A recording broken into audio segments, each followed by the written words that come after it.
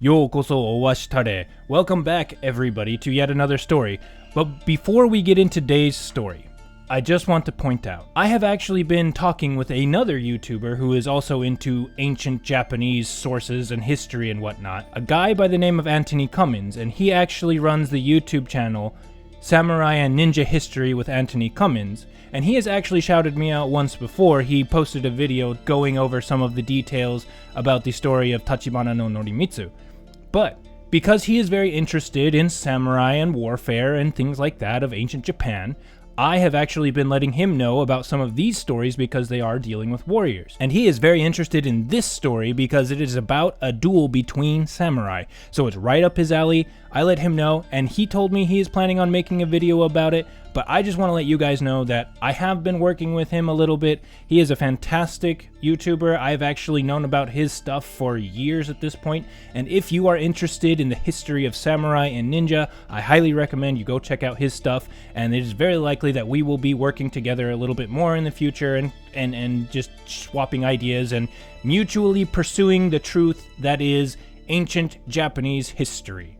So with that all being said, please go check his stuff out, and let's get on to our story. Once upon a time, ima wa mukashi, there was in the eastern provinces two mighty warriors. The first was named Minamoto no Atsuru, and the second was named Taira no Yoshifumi. And these were both great warriors, honorable men, stalwart men, strong men. But they had a bit of a rivalry between them, and unfortunately this rivalry took a sour turn, took a turn for the worse. But it wasn't because of anything that they did to each other, it was because that they each had retainers that didn't get along.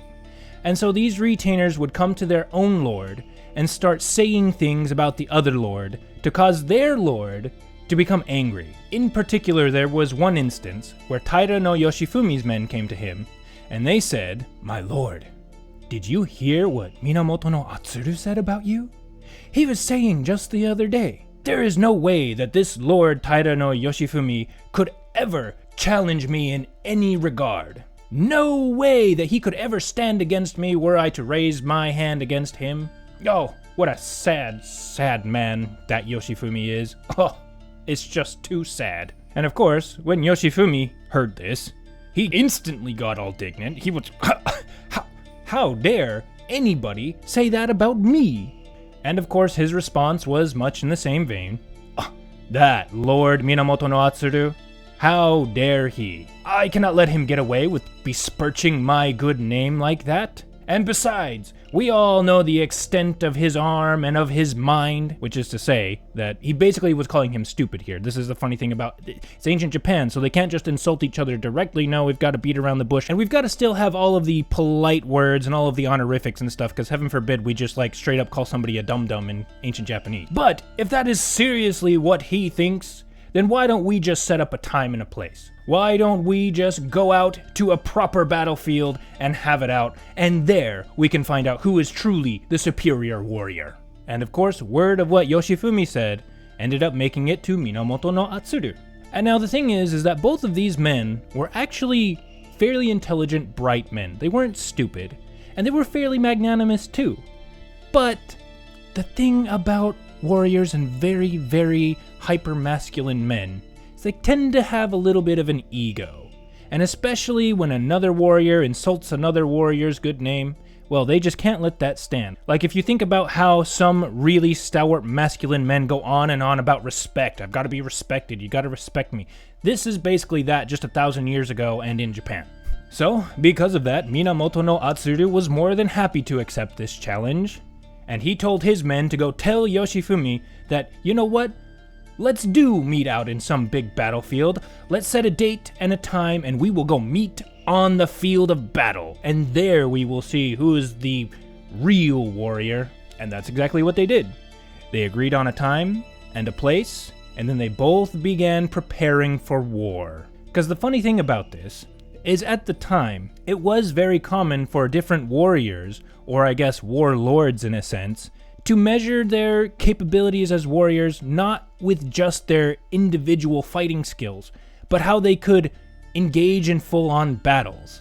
Like, this is one thing you actually might learn from watching Antony Cummin's videos, is that to be a great warrior was less about can you fight hand-to-hand individually, but more about can you engage in battle tactics? Can you field an army in such a way that you overcome your enemy's army? That was the mark of a great warrior. Although, it did help to have actual hand-to-hand, moment-to-moment battle skills. That was important too, but what was more important was having army skills, was having battlefield tactics and things like that. And so, of course, the promised day eventually came, and each of these men gathered their armies together, they roused their men to battle, and they went to this field and they met. And around 10 a.m., the hour of the snake, they began to line up on either side of this field. Each army had between 500 and 600 men or so, and all of the men in these armies were willing to die in the name of their lords. They did not care if they survived this battle. No, they were going to prove that they too were stalwart, brave warriors, worthy of being the servants of such mighty men. And when these armies got about 100 yards or so, 100 meters or so away from each other, they set up what are called tate. Now, tate is the Japanese word for shield, because that's kind of what these were. These are huge planks that you would plant into the ground for protection. But the thing about these tate is they weren't something that you carried in your hand when you went to fight. You set them up so you could stand behind them or crouch behind them while you shot arrows at your opponent from a relatively safe position. Even though they actually evolved from hand shields, but because the samurai tended to fight with bow and arrow, they forewent the handheld shields and instead opted for these ones that you could stick in the ground that were almost like portable cover. But so each army set up their tate, set up their shields, and then as per the rules of engagement, each side sent a small party to go meet in the middle so they could exchange official battle notifications, that they could exchange official letters of war. Because this is ancient Japan, and even when we're killing each other, we still have to do it with propriety and honor because, that's just how we roll. However, the thing about exchanging these letters of war, these letters of the beginning of war, is that the messengers who did this, as soon as they started returning back, it was custom that was when you would start firing arrows at each other. And so, it was a sign of bravery that the men who went out and exchanged letters, when they were coming back, that they should come back not at a full sprint, but walking. That they should move slowly and they should move without ever looking behind them. Because that was a sign that you were confident and you were not afraid of enemy arrow fire. But the men eventually made it back to their respective sides, and just as everybody was getting ready to actually engage in fighting for the first arrows to start flying, suddenly a message from Yoshifumi's side arrived at Atsuru's side. And the message went something like this: "My lord, having our armies fight against each other is actually a bit of a bore. I'm thinking that instead, you and I, alone, meet on the field of battle to test our capabilities against each other. And we will strive against each other without having our armies meet and sparing the lives of our men. What say you to this proposal, sir?" And upon hearing this, Minamoto no Atsuru was actually overjoyed, and he sent a reply back saying, "I too am of the exact same mind as you, my lord." And then, sending that message off to Yoshifumi's side, he mounted a strong, swift horse, he took up a bow, and he took up an arrow, and he marched just outside his own side's shields. So he was now in the area of fire. He was now in danger, but he stood there valiantly and waited. And when Yoshifumi heard this, he too was now overjoyed because this is what he wanted to do. And so he turned to his men, and he said, "I will go out there alone.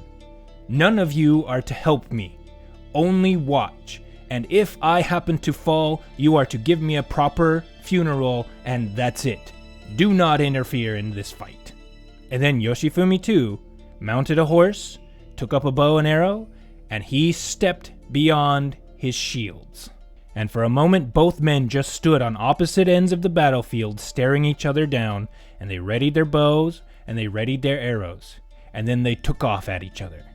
And now, what's interesting here is the story says that it is custom that you allow your opponent a shot. In the sense that you each fired off a shot without trying to hit the opponent, I guess just to test your bows. I don't really know why this is here. It doesn't explain why this is a custom. It just says that it is normal for you to allow your opponent to shoot. And that's what they did. They each let the other take a shot off to I don't know where, but clearly they were not aiming at each other, but just a practice shot, I suppose. And they took that shot right as they were passing each other. And so now they are on the opposite side, heading away, and they stop and they turn their horses around. And then they rode at each other again, passing each other by with their bows drawn but without firing a shot. And now, being back on their original sides, they turn their horses around yet again, and now they thought to themselves, now I go for the kill, now I go for the shot. And they sped their horses at each other like an old-timey joust, except this is ancient Japan, and they're not using lances, they are using a bow and arrow. And so they each readied their bows, and Yoshifumi took aim right in the center of Atsuru, and he released as soon as he felt he had the shot. But Atsuru was no novice when it came to these kinds of things, and he twisted himself in his saddle, and he pulled off a riding trick that made it look like he was just about to fall from his horse. However, it was a technique, and the arrow missed his center, but it did actually still hit him, right next to where he had his sword slung, somewhere near his thigh. However, he managed to dodge the arrow hitting any vital parts of his body. It just hit his arrow ineffectively and just fell to the ground. But with that being done, Atsuru then righted himself back up in his saddle, and he took his shot right at the center of Yoshifumi. And the same thing happened, except Yoshifumi pulled out a different riding stunt and managed to twist in his saddle in such a way that the arrow missed his vital sections, but it still managed to hit him right in the lower back, again striking the armor and doing almost no damage. And so they continued galloping past each other, and when they got to the edge of the field, they again turned their horses around, and they came back to meet. And right as they were passing, Yoshifumi called out to Atsuru, and he told him, "Good sir, both of our arrows did not miss their mark, but in fact struck directly where they were supposed to. And because of this, we have now seen each other's capabilities as warriors, and neither of us are found lacking. And also considering the fact that neither of us have a family feud that reaches back generations, what say we put an end to this silly little contest of ours? It would be too much of a shame for us to end up killing each other, as we are both worthy warriors."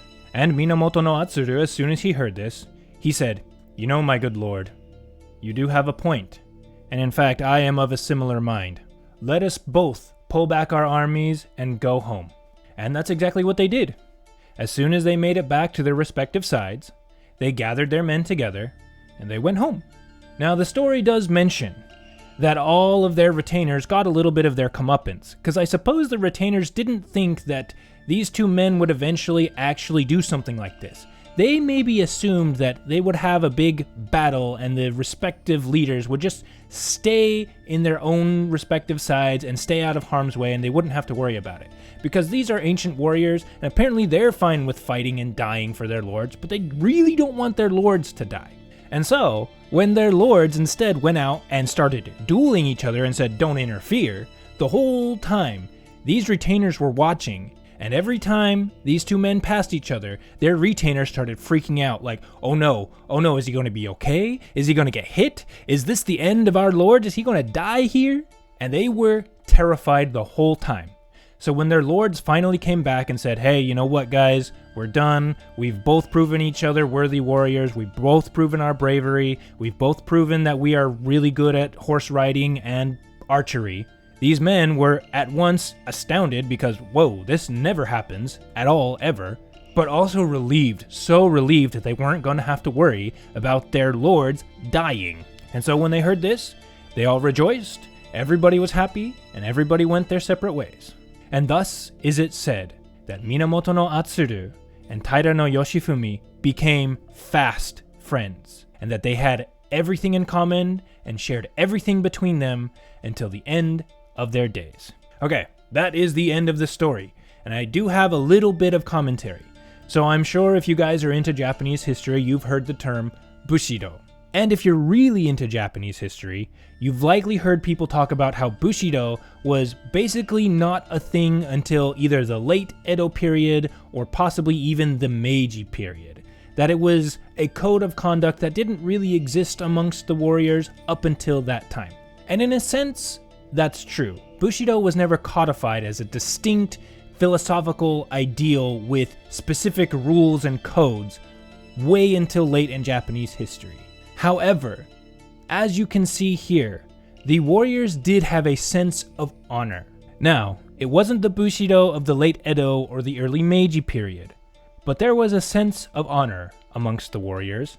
Not all of them had it, but it was definitely there, and one warrior could gain respect for another based on their adherence to a mutual set of values, I guess you could say. Admittedly, I probably am romanticizing this a little bit more than it should be, but, you know, there's something to say about finding all the good in the different periods of society and the different groups, and trying to emulate the best things about people and applying the good things from history to our own daily lives. Also, samurai are just cool, so sue me, okay? Anyway, if you enjoyed this story, please give the video a like. If you want to stay informed when more stories come out, because right now we are in the section dealing with warriors, please subscribe to the channel, and please, again, give Antony Cummin's channel a look-see, because it's got plenty of Japanese history stuff that might intrigue you, especially if you enjoyed this story. And he seems to be a really good guy, so check his stuff out. So thank you one more time, Ito katejike no koso haberi kere,